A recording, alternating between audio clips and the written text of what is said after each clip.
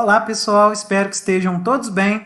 Hoje vamos iniciar a aula número 12 da nossa disciplina de Máquinas Elétricas para o curso técnico de Mecatrônica. Hoje o nosso objetivo será discutir os aspectos construtivos do motor de indução trifásico. Essa aula vai ser dividida em duas partes e essa é a parte 1. Primeiramente vamos fazer uma breve introdução às máquinas elétricas rotativas. Depois vamos discutir a geometria da máquina de indução, as partes constituintes e os tipos de rotor dessa máquina. Vamos nessa.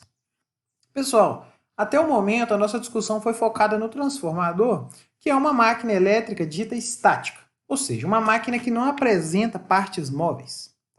Agora nós iniciaremos as discussões das máquinas elétricas rotativas, ou seja, máquinas elétricas que conseguem transformar, no caso a eletricidade, em movimento. Perfeito? É importante ressaltar, pessoal, que mais de 90% da energia elétrica gerada, tá? Ela é gerada por meio de máquinas elétricas. Então, a gente utiliza os conhecidos geradores, né? Tanto em sistemas de geração baseada em hidrelétricas, ou sistemas baseados em turbinas a gás, ou sistemas baseados em força maremotriz ou eólica. Tudo isso são baseados em máquinas elétricas rotativas para gerar eletricidade, tá? Além disso, o consumo de eletricidade da indústria, em grande parte, está associado aos motores. Tá? E também é importante ressaltar, né, que quando a gente fala da eficiência energética da indústria, tá, muitas vezes desperdícios de energia, tá, estão relacionados com motores mal dimensionados. Tá? É legal a gente também perceber, né, que 60% a 70% da energia elétrica gerada ela é convertida novamente em energia mecânica por meio de motores. Então, são cargas elétricas que estão muito presentes no ambiente industrial. Aqui nós temos um diagrama, né, que permite explicar muito bem essa característica da nossa máquina elétrica. Então, basicamente, nós temos aqui uma entrada, também pode ser uma saída, depende do tipo de operação da máquina elétrica. Basicamente, nós teremos um sistema elétrico, existe um sistema mecânico, e o elemento principal que faz a interface entre esses dois mundos, tá, que faz a conversão eletromecânica de energia, é a nossa máquina elétrica rotativa. Se nós estivermos operando com uma máquina elétrica como motor, significa que nós estamos consumindo eletricidade, consumindo energia elétrica e transformando isso em energia mecânica. Então, a entrada é eletricidade e a nossa saída seria movimento. Por outro lado, quando a gente se preocupa na operação como gerador, a gente tem uma entrada mecânica, por exemplo, uma turbina, né? O vento vai girar essa turbina, ou nós temos uma turbina hidráulica, que a circulação de água dentro dessa turbina provoca um movimento de rotação. Então, a entrada é energia mecânica, e a saída do nosso sistema vai ser energia elétrica. Então, nesse caso, nós estamos operando como gerador. Tá? As máquinas elétricas elas podem operar em qualquer um desses dois mundos. Tá? Então, se a gente dar uma entrada mecânica, nós temos geração. Se a gente dar uma entrada elétrica, nós temos movimento ou conjugado no eixo da nossa máquina. Aqui a gente tem uma figura, pessoal, um pouco arriscado apresentar essa figura aqui, porque a gente sempre se coloca no risco de esquecer alguma máquina elétrica, tá? Mas a gente vai discutir aqui, né, algumas das máquinas elétricas mais comuns aí que nós temos aí, tá? Então nós temos os motores que são alimentados em corrente alternada, o motor CA, e nós temos os motores de corrente contínua, tá? Os motores de corrente contínua, eles têm diferentes tipos, vamos discutir isso mais adiante na nossa disciplina, tá? Nosso foco vai ser agora, nesse momento, nos motores de corrente alternada, tá? Esses motores podem ser monofásicos ou trifásicos. A nossa discussão hoje será em motores trifásicos, tá? E os motores trifásicos, eles podem ser síncronos. Essa é a última parte da nossa disciplina de máquinas elétricas. E os motores assíncronos ou motores de indução, tá? Então, esses motores assíncronos ou motores de indução são o foco da nossa discussão hoje, tá? E existem dois tipos, a gente vai ver que tem o motor de gaiola, ou gaiola de esquilo, e nós temos os motores assíncronos, ou de indução, de anéis ou com rotor bobinado. Então esses são os dois camaradas que nós vamos focar hoje. Tá? Muito bem. Aqui, pessoal, nesse slide eu só quis apresentar para vocês algumas patentes de máquinas elétricas para a gente compreender que a gente está estudando dispositivos que são centenários. Tá? Então são bem velhinhos mesmo. Tá? Só para vocês terem uma ideia, né, a questão do dínamo, né, que foi muito utilizado aí para geração de eletricidade, né? Bicicletas antigas, por exemplo, tinham isso para a gente ter uma bicicleta com um farol, né? Então, só para você ter uma ideia, a patente aí do dínamo, ela data de 1882, tá? Já o motor de indução, tá? Ele nasceu ali por volta do final ali, né, dos anos 1800 ali, tá? Tem uma patente bastante interessante do Nikola Tesla, tá? Que é de 1889. Então ele já tem um princípio aí de funcionamento, um motor sendo alimentado com correntes alternadas, né? É um primo antigo do motor em gaiola de esquilo nosso, que é o recente, né? O moderno. Foi uma das invenções aí bastante interessantes na área de motores, né? Fantástica.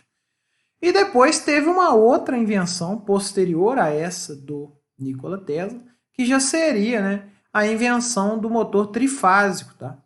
Então, a patente do Tesla era um motor de 2 fases, tá? E teve uma outra invenção desse camarada, esse Dobrovsky, e ele propôs um motor gaiola de esquilo com enrolamentos trifásicos no estator. Isso aí permitiu, né, a essas máquinas que elas tenham menor vibração, sejam mais silenciosas, né? E rapidamente esses dispositivos começaram a entrar no mercado, né? Então, é muito antigo, né? Mais de 100 anos nessa tecnologia. E o que a gente espera? Que ao longo dos anos, essa tecnologia ela vai evoluindo. Então, aqui a gente tem uma comparação muito interessante do livro do Chapman, tá?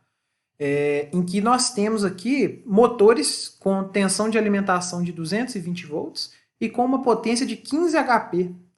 E essa figura está em escala e ela permite perceber o tamanho dos motores ao longo dos anos. O que a gente nota? À medida que os anos aqui vão se passando, o tamanho aqui, a quantidade de material para construir esses motores foi diminuindo ao longo do tempo. Então isso permite popularizar mais, porque eu estou utilizando menos motores. Então, com certeza, menos material para constituir os motores. Isso, com certeza, tende a tornar o motor um pouco mais barato. Tá? A melhoria dos materiais também permitiu construir motores mais eficientes. Tá? E a melhoria também dos materiais e da tecnologia para a construção dos motores também permitiu que a gente construísse motores cada vez menores. Tá? Então é por isso que nós temos motores muito pequenos, por exemplo, motores em relógios. Tá? São motores muitíssimo pequenos. Tá? E também temos motores gigantescos, né? Que são utilizados aí na indústria de laminação ou até mesmo em aplicações de bombeamento, indústria de cimento e tal. Mas é muito interessante perceber essa evolução da tecnologia, né? E como os motores eles foram se tornando mais compactos, né? E mais eficientes ao longo do tempo. Né? O amadurecimento dessa tecnologia. Falando agora mais da parte interna do nosso amigo motor, né? Os motores, pessoal, de indução, eles têm basicamente duas grandes partes, tá? Uma parte é denominada estator, então ela é uma parte que está estática, ok? E esse estator a gente vai perceber que ele tem um papel muito importante na geração de campo magnético dentro da nossa máquina. E nós temos um rotor, perfeito, que é uma parte móvel, então ele está apoiado aqui em 2 rolamentos, tá? Ele está apoiado nesses mancais e ele permite, é possível, né, a gente conseguir uma rotação com esse motor por meio do princípio de funcionamento dessa máquina, que é foco de discussão da nossa próxima aula. Tá? Ok. Além desses 2 elementos principais, estator e rotor, existem alguns outros elementos acessórios que têm um papel importantíssimo. Tá? Então temos os rolamentos. Então os rolamentos eles estão aqui para segurar ali, né, suspender o nosso amigo rotor e permitir com que ele gire livremente, com baixo atrito. Né? Nós temos também a caixa de ligações aqui do nosso motor. Então essa caixa de ligações ela faz a interface do motor com o ambiente externo. Né? O que conseguimos com essa caixa de ligação é basicamente conectar o motor à fonte, seja uma fonte trifásica, para que o motor entre em funcionamento. Tá? Nós também temos o eixo. Tá? Então, o eixo do motor ele geralmente é conectado à carga. Então, dependendo do tipo de carga, nós teremos interfaces diferentes. Pode ser que esse motor seja conectado a um redutor. Então, existem várias possibilidades de conexão e vai depender muito do tipo de carga que você está trabalhando. Se é um ventilador industrial, se é uma extrusora, se é um laminador e assim por diante. Tá? Nós temos a carcaça do motor. Então, essa carcaça, ela, primeiramente, né, ela está protegendo, né, fazendo o invólucro ali da estrutura do nosso motor. Tá? E esse projeto dessa carcaça, com essas ranhuras aqui que a gente vê no nosso motor, né, o pessoal vê isso aqui, acha muito bonito, né, fala, não, mas que design bacana, né, o pessoal fez um motor bonitinho, cheio de ranhuras. Mas, na verdade, essas ranhuras têm um papel fundamental no funcionamento do motor, tá? Essas pequenas ranhuras aqui, né, que a gente tem na estrutura externa, elas são responsáveis por fazer a refrigeração do motor, tá? Então, geralmente, né, nós temos uma ventoinha, né, um ventilador que é conectado no eixo do motor. Então, quando o motor está funcionando, o próprio ventilador está girando e ele provoca uma circulação de ar externamente no motor. Então, muita gente pensa que o ventilador sopra ar para dentro do motor, mas não, não é isso. O ar ele percorre externamente o motor. E o que essas aletas aqui fazem é aumentar a superfície de contato para aumentar a eficiência do processo de refrigeração do seu motor. Né? Isso contribuiu muito para aumentar a densidade de potência dos motores, ou seja, reduzir o volume deles. Se a gente retornar aqui anteriormente, note que esse motor aqui ele já tem a tecnologia de aletas aqui, de refrigeração externa, que não era presente nas máquinas anteriores. Então, máquinas muito antigas eram refrigeradas naturalmente. E com isso você precisava de uma área de superfície muito maior para conseguir dissipar a mesma quantidade de calor. Então é interessante porque isso mostra para a gente, pessoal, que o projeto de um motor elétrico não é só um trabalho para engenheiros eletricistas, tá?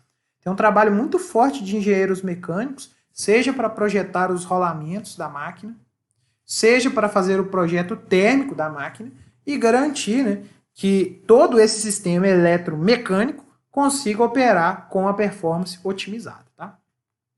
Ok. Aqui a gente também consegue ver os enrolamentos aqui do estator, a gente vai discutir mais sobre eles. Então são bobinas feitas de material condutor, tipicamente cobre que a gente utiliza, e elas vão ser responsáveis aí por gerar o campo magnético na nossa máquina, fundamental para o funcionamento. Tá?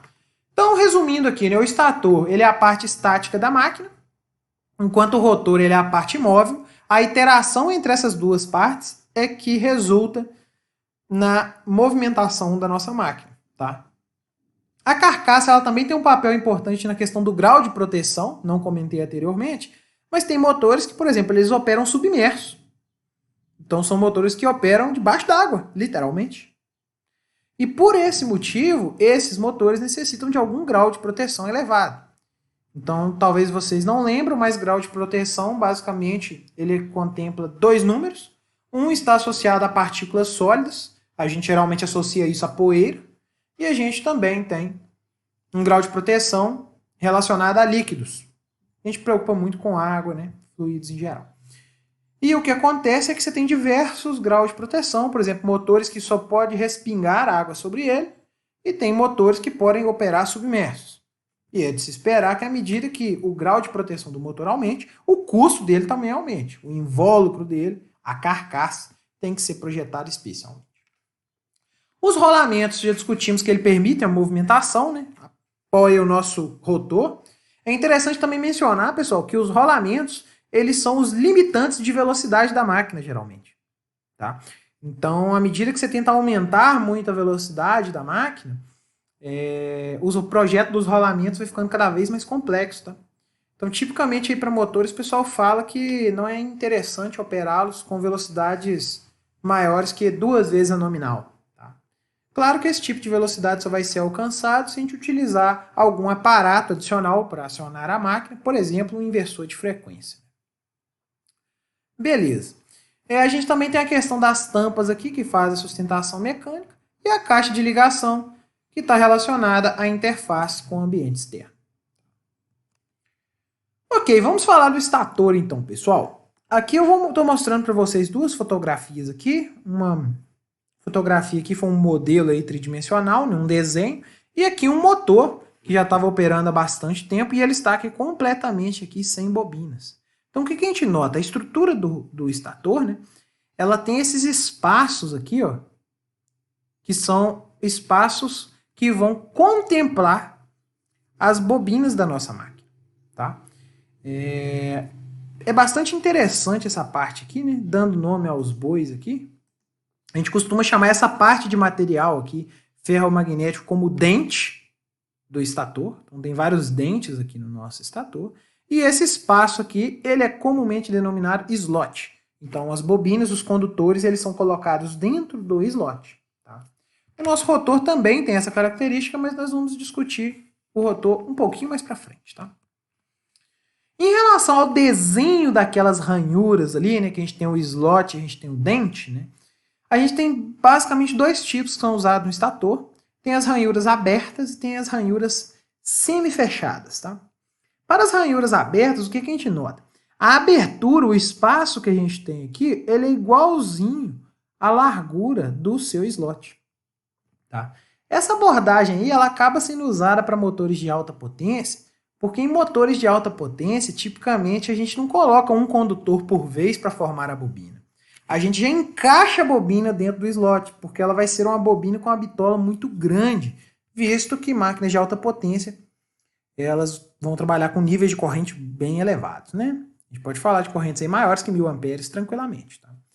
E até mesmo pode ser pensado em algumas máquinas, pensar em condutores que já têm a seção quadrada ou retangular. E aí, com isso, o fator de preenchimento, ou seja, a quantidade de condutores que eu vou colocar aqui dentro, aqui, ó, ela vai ser muito maior do que se a gente utilizasse condutores circulares, a gente ia perder mais da área. Tá? Essa abordagem ela tem um problema, né? Então, o problema que ela vai ter aqui está relacionado a um aumento do entreferro. Então, a gente tem que lembrar que o estator e o rotor, que poderia estar aqui, né, nessa linha, nós temos uma distância entre eles, que é o entreferro da máquina. Mas a gente teria essa parte aqui, ó, que também teria uma relutância considerável, tá? Uma vez que o cobre ele não é um material magnético e o ar também não. Tá? Então isso vai fazer com que máquinas desse tipo elas acabam tendo maior corrente de magnetização. Tá? Então esse entreferro a gente vai perceber que ele vai contribuir para a gente ter uma corrente de magnetização elevada na nossa máquina. Tá? E isso também vai piorar um pouco o fator de potência do motor em regime. Tá? Em motores de alta tensão, são usadas essa abordagem de ranhuras abertas, né? E a gente tenta manter esses condutores muito bem organizados, né? Por questão da isolação elétrica. Né?